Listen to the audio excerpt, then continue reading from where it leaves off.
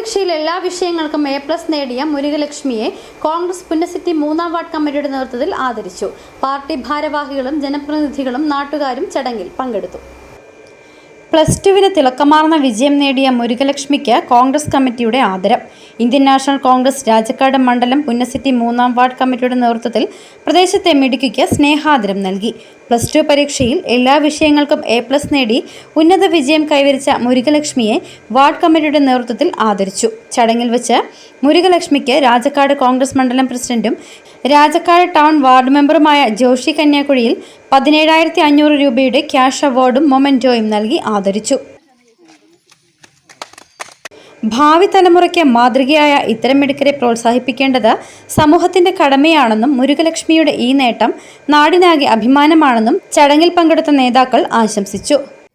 രാജക്കാട് പഞ്ചായത്തിലെ 3-ാം വാർഡിൽ താമസിക്കുന്ന മുരുകലക്ഷ്മി ഈ പ്രാവശ്യം നടന്ന +2 പരീക്ഷയിൽ എല്ലാ വിഷയങ്ങൾക്കും ഫുൾ A+ നേടിയിരിക്കുകയാണ്.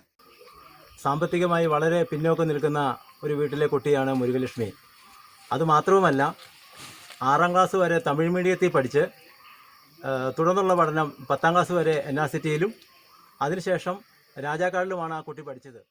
6-ാം ക്ലാസ് വരെ തമിഴ് വിദ്യാലയത്തിലും 10-ാം ക്ലാസ് വരെ NRCT സ്കൂളിലും +2 രാജക്കാട് ഗവൺമെൻറ് ഹയർ സെക്കൻഡറി സ്കൂളിലും പഠനം നടത്തിയ മുരുകലക്ഷ്മി +2 ഹ്യൂമാനിറ്റീസിനാണ് ഉന്നത വിജയം കരസ്ഥമാക്കിയത്. തോട്ടം തൊഴിലാളികളായ മുരുകൻ മീന ദമ്പതികളുടെ മൂത്ത മകളാണ് മുരുകലക്ഷ്മി. അനുജൻ രാജയും മുത്തശ്ശി പശുപതിയും അടങ്ങുന്നതാണ് മുരുകലക്ഷ്മിയുടെ കുടുംബം.